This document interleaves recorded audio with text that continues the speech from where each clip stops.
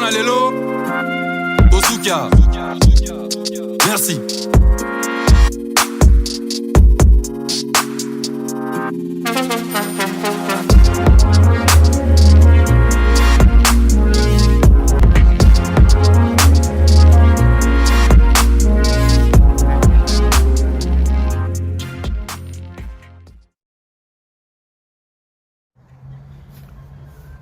Bonjour, nous allons parler aujourd'hui du Brésil. On a reçu beaucoup de messages. Plusieurs personnes ont envoyé des emails. Ils ont demandé qu'on puisse faire une vidéo sur le Brésil. Nous allons faire une vidéo sur le Brésil. Le Brésil, c'est un pays situé en Amérique du Sud. Peut-être vous le savez déjà. C'est un pays, là-bas au Brésil, ils ont comme langue le portugais. Et le portugais du Brésil, elle est différente avec celle de l'Angola, avec celle du Cap-Vert. Ok? Si vous venez d'un pays francophone ou anglophone, vous pouvez aussi faire des cours de langue avant d'aller au Brésil. Ou soit, dès que vous allez arriver au Brésil, il y a des cours de langue gratuites dans certaines ONG. Ils sont là pour aider les étrangers. Nous allons parler de l'intégration. Dès que vous avez arrivé au Brésil, vous pouvez faire la demande de résidence temporaire. Ok?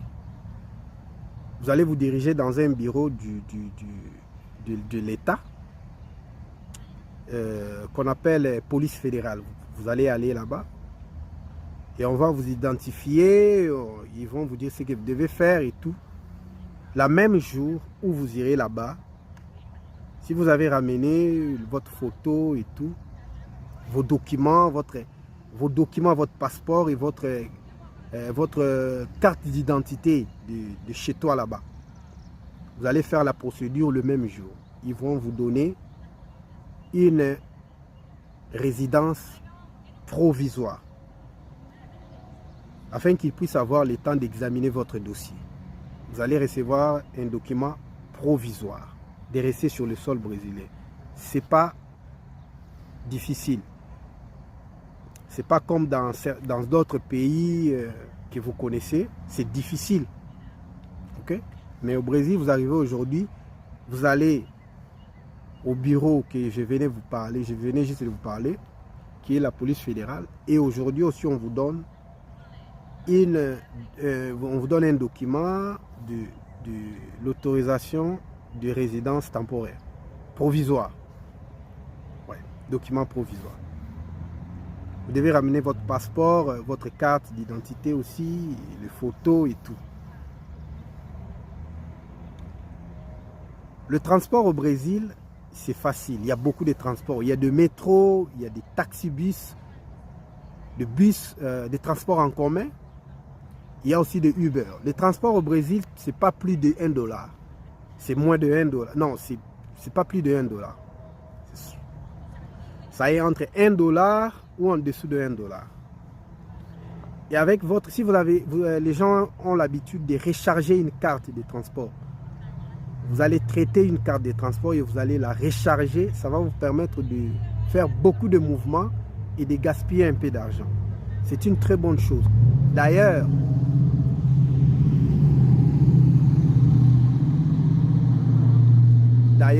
les femmes enceintes ne payent pas le transport. Ils ont une carte de transport comme ça, ils peuvent circuler librement, gratuitement. Donc les transports au Brésil sont nombreux. Il n'y a pas de problème de transport au Brésil, ok? Il y a de métro, les métros, vous savez au Brésil, dès que le métro vient, vous entrez, vous partez, 3 minutes après l'autre métro vient, vous partez, 3 minutes après, donc il y a beaucoup de métros. Il y a beaucoup de métros au Brésil qu'au Canada. Okay? Le Brésil a beaucoup de métros et de très jolis métros. De bus aussi, de très jolis bus confort. Okay? Il y a aussi une application qu'on appelle là-bas Uber. Vous pouvez appeler les taxis, ils viennent jusqu'à chez vous, ils vous prennent, et vous pouvez circuler avec sécurité. Le boulot au Brésil, il y a beaucoup de travail. Il y a même des gens qui peuvent dire non, au Brésil, c'est difficile, il n'y a pas de travail. Non, il y a du travail. Vous devez chercher du travail. OK? Il y a du travail pour les Africains, les immigrés et tout. Même pour les Brésiliens, il y a du travail. OK? Ce que vous devez faire, vous devez chercher du travail. Vous devez traiter un document qu'on appelle carteira de trabalho. C'est un document du travail. Si vous n'avez pas ces documents, vous ne pouvez pas travailler. Maintenant aussi, c'est digitalisé. À l'époque, nous, c'était une sorte d'un petit livre comme ça. Maintenant, c'est digitalisé. Vous pouvez la télécharger sur votre téléphone et vous pouvez aller chercher du travail. Les soins de santé. Au Brésil, les soins de santé, c'est gratuit. C'est gratos. Les soins de santé, c'est gratuit. Et puis, vous pouvez aller dans une pharmacie de l'État et vous allez prendre des médicaments gratuitement. Le salaire. Le salaire au Brésil, bon, ça dépend. Il y a d'autres qui reçoivent 250 $. Il y a d'autres qui reçoivent 350. Il y a d'autres qui arrivent jusqu'à 500 $. OK? Et il y a des entreprises qui donnent une carte alimentaire. On vous donne une carte alimentaire et cette carte vous permet d'acheter les aliments et tout, par-ci, par-là. Il y a des entreprises qui donnent le valeur de 200 $ dans la carte alimentaire et vous avez votre salaire de 250 ou 350 ou 400 $. Ça dépend des entreprises. Mais le salaire minimum au Brésil, ça commence par 250 $. OK? Et il y a beaucoup des Africains aussi qui reçoivent des 400, des 500, des 350, ça dépend. OK? Il y a beaucoup de travail, vous devez chercher. Quelqu'un peut me poser la question, quels sont les travails qui sont au Brésil? Il y a toutes sortes de travail. OK? Vous n'avez pas étudié au Brésil, vous êtes comme étrangère, donc on ne peut pas vous qualifier directement. Donc vous devez d'abord passer comme aide, après ils peuvent te qualifier. OK? Et ceux qui ont eu la chance d'être directement qualifiés, ils gagnent des salaires aussi qui sont vraiment importants. OK? La scolarité, les écoles au Brésil, c'est gratuit. Les enfants étudient gratuitement. Maternelle, gratuit. Primaire, gratuit. Seulement l'université qui est payant. OK? Et le gouvernement offre à chaque famille, chaque semaine, chaque jour, les denrées alimentaires. Vous pouvez partir dans un bureau, vous allez vous enregistrer, vous allez commencer à recevoir les denrées alimentaires. Le riz, les haricots, de l'huile, des spaghettis, il y a beaucoup de choses. Des biscuits, plein de choses. Et puis le gouvernement, pour les chômeurs, ceux qui ne travaillent pas, comme vous, si vous venez, vous êtes nouveau au Brésil, vous cherchez du travail, vous n'avez pas encore trouvé, vous pouvez aller là-bas vous enregistrer. Vous allez commencer à gagner, je crois, 200 $ ou 250 $ par mois gratuitement comme ça. OK? Jusqu'à ce que vous allez commencer à travailler et le gouvernement va y couper. Attention, je parle un peu portugais. Nous allons passer. Les denrées alimentaires. Les Africains savent où acheter les aliments, les denrées alimentaires africaines. Vous pouvez partir au Braz si vous demandez. Il y a une commune qui s'appelle Braz. Là-bas, vous allez trouver toutes sortes de denrées alimentaires africaines. Les aliments des Sénégalais, des Congolais. Donc, il y a beaucoup de choses là-bas. Chaque semaine, il y a des choses qui quittent l'Afrique, qui arrivent, les gens achètent et tout. Donc, c'est bon. Les Sénégalais, il y a des tchep-tchep, il y a beaucoup de trucs. OK? Des Nigériens, tout. Quoi encore? Nous allons parler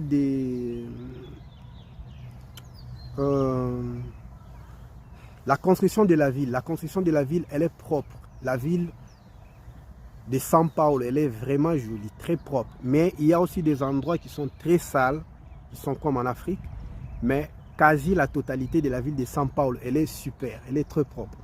Je n'ai jamais vu le courant, manquer du courant, coupure d'électricité. Je n'ai jamais vu ça. Oublie. OK? J'ai vu une seule fois. Le courant est parti et 3 minutes après, le courant est revenu. OK? Donc moi, je n'ai jamais vu les coupures d'électricité comme en Afrique. Les avantages. Au Brésil, si vous travaillez déjà, vous êtes engagé dans une société et que vous avez signé un contrat, ok? Si vous avez déjà dépassé 6 mois, même si votre patron vous renvoie, le gouvernement va vous donner quelque chose à partir de 6 mois. Ceux-là qui ont travaillé déjà 1 année, 2 ans, 3 ans, 4 ans, ils sont déjà... Donc c'est déjà bon pour eux. Ils vont recevoir une bonne partie. Ok? Avançons. Le loyer. Le loyer au Brésil, ça dépend. Au centre-ville, c'est trop cher. Ok? C'est cher. Vivre à centre-ville, dans les centres-villes, c'est trop cher. Mais dans le banlieue de la ville de São Paulo, le maison, c'est chambre et salon, vous pouvez payer $100. Et c'est comme en Afrique, vous allez traiter directement vous-même avec le propriétaire. Vous pouvez payer 1 mois, il y a d'autres qui demandent 2 mois, et à la fin du mois, vous continuez à payer chaque fin du mois. Vous-même, vous allez traiter avec le propriétaire de la maison. Ok? Il y a aussi des agences, vous pouvez aller, mais les agences obligent un contrat de 1 année. Si vous avez rompu le contrat, c'est vous qui allez payer. Vous aurez le droit de payer une amende. Alors, moi, je n'ai jamais fait de contrat en ce qui concerne le loyer. Ok? Donc, il y a aussi des maisons, si vous voulez, des chambres, salon, cuisine, salle de bain, c'est dans les $150. 150, $200. De très jolies maisons. Carreaux, salle de bain, comment on appelle ça? Cuisine, donc tout c'est bon. Et le Brésilien utilise les gaz pour préparer de la nourriture. Le gaz, c'est à $20 comme ça. Et vous pouvez utiliser les gaz pour cuisiner à manger pendant, je crois, 1 mois, si vous savez comment gérer les trucs. Alors, les avantages sont, au Brésil, si vous avez fait un enfant, si vous avez gagné un enfant là-bas au Brésil, automatiquement, l'enfant est brésilien. Et vous, les parents, si vous n'avez pas de documents ou si vous avez une résidence provisoire, directement, vous allez recevoir des documents permanents de 10 ans. OK? Et si vous êtes marié avec une Brésilienne, directement, vous allez recevoir un document de 10 ans. Si vous êtes marié avec un Africain qui a déjà un document, vous allez recevoir une résidence permanente de 10 ans. Donc, c'est ça. OK? Et il y a des gens qui se sont décidés de rester avec leur document de 10 ans, de résidence temporaire, et rester jusqu'à ce que 2 ans après, parce que 2 ans après, si vous avez votre document permanent, résidence permanente de 10 ans, 2 ans après, vous pouvez faire la demande de la nationalité. Il y a beaucoup d'amis qui ont fait ça. Et ils ont reçu leur nationalité. Et si vous avez votre nationalité brésilienne, vous pouvez voyager dans 140 pays, y compris l'espace Schengen, vous pouvez voyager sans visa. Vous pouvez partir en Londres, Japon aussi, sans visa. OK? Ouais. Quoi encore? Il y a des gens qui ont demandé, est-ce qu'au Brésil, c'est facile pour voyager? Alors, ceux qui n'ont pas la nationalité brésilienne doivent faire la demande de visa. Si vous avez votre carte résidence de 10 ans ou votre résidence provisoire, vous pouvez aussi faire la demande de visa. OK? Mais vous devez, parce qu'il y a beaucoup d'Africains au Brésil aussi qui se comportent comme s'ils sont en Afrique. Ils travaillent, ils gagnent de l'argent, il a un compte bancaire, mais il n'a pas d'argent dans son compte bancaire. Il a toujours l'habitude de garder l'argent en dessous de son matelas. C'est ça le problème des Africains. Et après, il va commencer à chercher comment je peux voyager, je veux le visa, ceci. Non. Dès que vous êtes au Brésil, si vous avez l'intention de demander le visa, vous devez avoir un compte bancaire et vous devez avoir de l'argent dans votre compte bancaire. Et c'est aussi bon si vous avez déjà, et si vous travaillez déjà dans une entreprise et vous avez votre contrat du travail, vous allez prendre le visa facilement. Seulement, les Africains ont toujours tendance de ne pas garder l'argent aux banques. Ils préfèrent de garder l'argent en dessous des matelas dans sa chambre. C'est pour ça que beaucoup aussi des Africains au Brésil ont de difficultés pour prendre de visa en ce qui concerne le visa Schengen et tout. Alors, si vous me suivez, si vous habitez le Brésil, vous devez déposer votre argent en banque. 6 mois après, vous allez demander les extraits bancaires et avec d'autres documents qui vont accompagner et vous allez faire la demande de visa. On va vous donner le visa sans problème. Et surtout, vous avez votre carte de résidence du Brésil. C'est une très bonne histoire. C'est une très bonne affaire. Sauf qu'il y a beaucoup des Africains qui n'ont jamais fait ça. Ils ont seulement l'habitude de garder l'argent à la maison. C'est ça le problème. Ok? C'est ça les grands problèmes. Donc, nous allons continuer. Qu'est-ce qu'on n'a pas parlé? On n'a pas parlé de quoi? Bon, si vous êtes nouveau sur cette chaîne, je ne sais pas si vous êtes nouveau sur cette chaîne, abonnez-vous. Dites-nous de quel pays vous êtes, votre nationalité. Et si vous avez aussi des questions, faites-nous les savoir. Nous allons vous répondre. Notre adresse email est là. Vous pouvez nous écrire et nous allons vous répondre. Ok? Ça, c'est la première partie du Brésil. J'espère que nous allons faire la deuxième partie. Donc, le Brésil, c'est un pays qui offre des opportunités. Mon frère, au Brésil, vous pouvez faire des formations qu'en Afrique, vous n'avez pas eu l'argent de le faire. Vous pouvez faire des formations et qui ne coûtent rien. Et c'est trop moins cher aussi. Vous pouvez étudier, vous pouvez faire des formations, vous pouvez avoir des diplômes très importants au Brésil. Il y a aussi des ONG qui offrent des cours de formation, des cours d'anglais, des cours de langue gratuitement. Ok? Seulement les Africains n'aiment pas faire des efforts. Ok?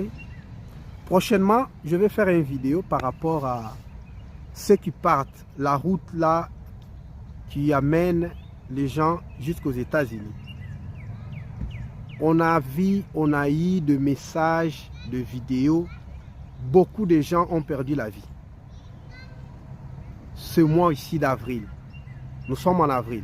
Il y a beaucoup de gens qui ont perdu la vie dans la route que les gens ont toujours tendance d'aller pour prendre la pied jusqu'à marcher jusqu'à arriver aux États-Unis. Nous allons en parler dans la prochaine vidéo. Si vous êtes nouveau sur cette chaîne, abonnez-vous. Faites-nous savoir. Aimez la vidéo s'il vous plaît. Aimez la vidéo. Faites-nous plaisir. Ça ne coûte rien. Aimez la vidéo. Partagez la vidéo. Et dites-nous de quelle nationalité. Faites-nous savoir ce que vous voulez. On vous répondra. On va faire une vidéo pour vous. Peace and love. Que la paix du grand Dieu soit avec vous si possible. Ciao. Bonalelo, Osuka, merci.